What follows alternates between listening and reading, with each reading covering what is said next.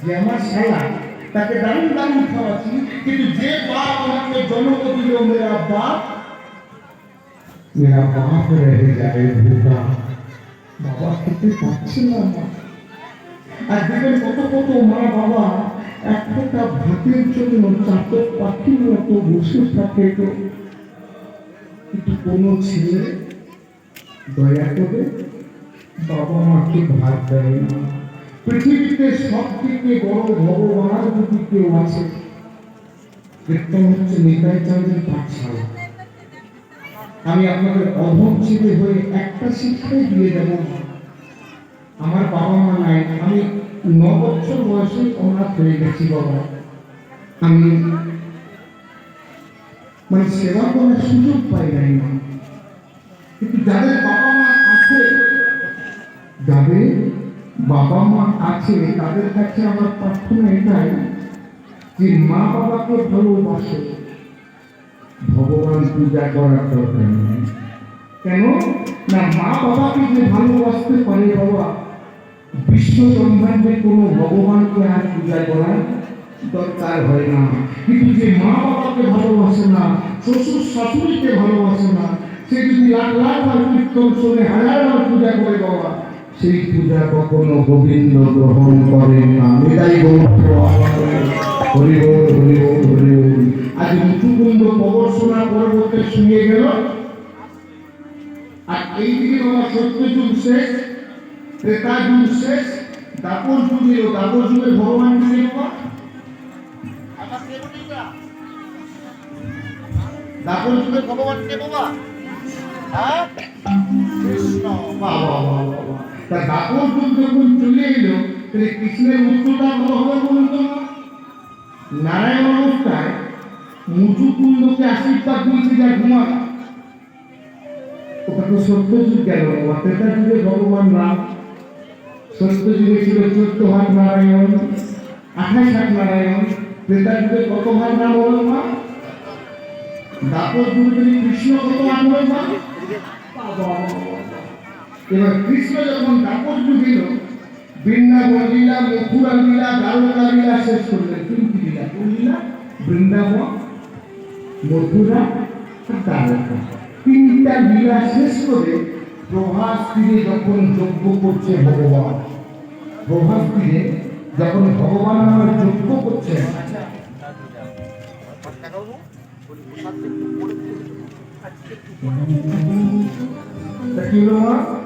বৃন্দাবন লীলা, মথুরা লীলা, দ্বারকা লীলা, যেটা ভগবান শেষ করে প্রভাস যজ্ঞ করছে, প্রভাস যজ্ঞ করবার জন্য যখন গেলেন, কীর্তন করাচ্ছে।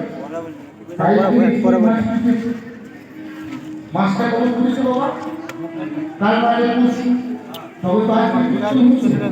ভগবান প্রভাস যজ্ঞ করবেন বলে যখন বাবা ভগবান প্রভাস যজ্ঞা দ্বার নির্মাণ করছেন, তখন রাত্রিবেলা তিনজন দন্তবক্র, কালযবন আর শিশুপাল, দন্তবক্র, কালযবন আর শিশুপাল তিনজন মনে মনে চিন্তা করছে কৃষ্ণ আর বলরামকে মারিয়ে দিই, আর কৃষ্ণ আর বলরামকে মারিয়ে দিব।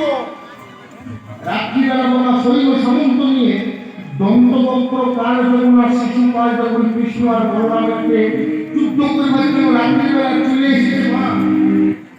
এবার মন্দির শুনলেন বাবা, নরেন্দ্র মোদী বলুন, মমতা দিদি বলুন, বুদ্ধবাবু বলুন, কংগ্রেস বলুন, যত যত পার্টি আছে সব পার্টির একটা বাবা আমার শ্রেষ্ঠ পার্টিকে বলতো কৃষ্ণ। এরা যত বড় রাজনীতিবিদ হোক, ভগবানের কাছে বড় রাজনীতিবিদ কেউ নাই।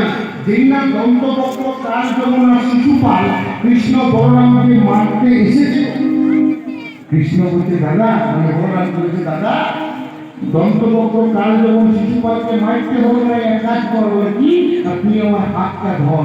ও বাবা, বলাই দাদার হাতটা ধরে কৃষ্ণ বলছে দেখবি আমার একটা কথা মনে পড়ে গেছে, পরে বলছি চল।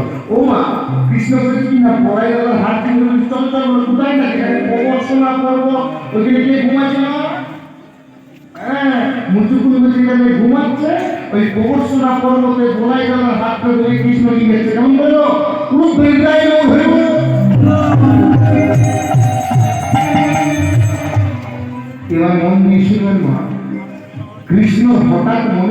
গেছে গো যে আমি সত্য যুগে মুচুকুন্দ যখন ঘুমোতে গেছিল তখন মনে মনে একটা আশীর্বাদ দিয়েছিলাম কি না যে তোর ঘুম ভাঙাবে তুই যার দিকে তাকাবি সে পুড়ে ছাই হয়ে যাবে।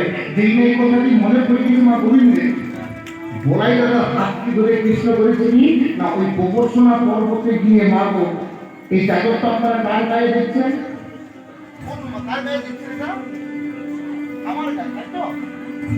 এবার রাত 3টের সময় মনে করুন আর রাত্রিবেলা আমি আপনাদের গ্রামে ঘুমবো।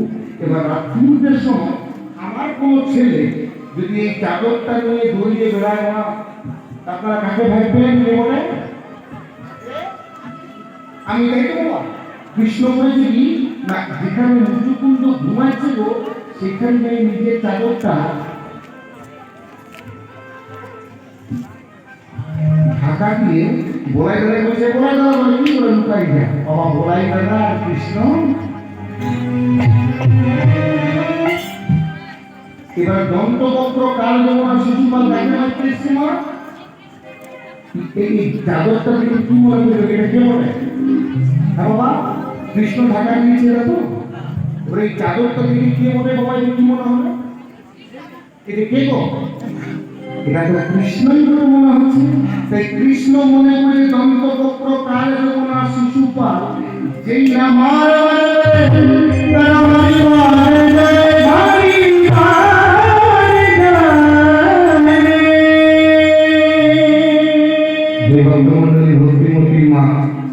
মনে করুন আপনি ঘুমাইছেন আপনাকে চাদর ঢাকা দেওয়া আছে এবার এই চাদরটা মনে করুন আপনার গায়ে ঢাকা দেওয়া আছে আপনি ঘুমাচ্ছেন আর সুমিত মনে করে রাতে বেলা কেউ যদি মাইতে আসে মা আপনি ঘুমাবেন না ঘুমটা ভাঙবেন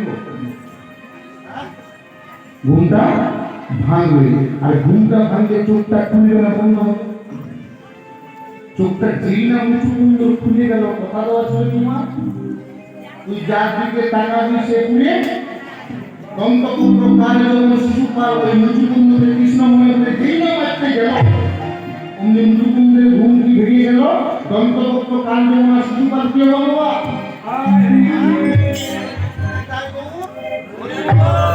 যেই না বাবা বিদায় হয়ে বলে পুড়ে ছাই হয়ে গেল অমনি বলরাম বলছে হ্যাঁ কৃষ্ণ এই তো কে বলে তখন কৃষ্ণ বলছে দাদা এটা কে বলে বলো তো বলে কে না এইটা আমার শিষ্য বলে আমি নারায়ণ অবতার যখন ছিলাম তখন ওকে আশীর্বাদ করেছিলেন যে তুই যা ঘুমা যে তোর ঘুম ভাঙাবে তুই যার দিকে তাকাবি সে পুড়ে ছাই হয়ে যাবে তাই তো ওই দেখো দন্তবক্র কাল যেমন শিশুপাল সব পুড়ে ছাই হয়ে গেল প্রভু এবার মন দিয়ে শুনলেন মুচুকুন্দ কৃষ্ণকে কেমন করে দেখতে বলুন তো বলছে প্রভু এখন চিন্তা করুন তোমার কেন হ্যাঁ সত্য যুগে মুচুকুন্দ শুয়ে গেলে মুচুকুন্দ উচ্চতা কত আছে মা সত্য যুগে শুয়ে বলে 28 হাতেই আছে কিন্তু এখন বলছে দাপর যুগ কৃষ্ণের উচ্চতা কত হয়ে গেছে 7 মানে ছোট ওই জন্য মুচুকুন্দ এইভাবে তুমি এত ছোট হয়ে গেলে কি করে আমি এত বড় তখন কৃষ্ণ বলছে মুচুকুন্দ এখন তো দাপর যুগ চলছে তুমি সেই সত্য যুগে শুয়েছে তোমাকে বলি আমি দাপর যুগের ভগবান কৃষ্ণ হয়েছি বলে প্রভু এতদিন তুমি কি করলে বলে এতদিন আমি ব্রজলীলা করলাম মুচুকুন্দ বলে প্রভু তোমার ব্রজলীলা একবার শোনাও কৃষ্ণ যখন ব্রজলীলাটি শুনিয়ে দিল মুচুকুন্দকে আমাকে বলবো না বলে কেন তা তোমার এই লীলাটা আমি প্রচার করবো ও মা ভগবান আশীর্বাদ করলে যা মুচুকুন্দ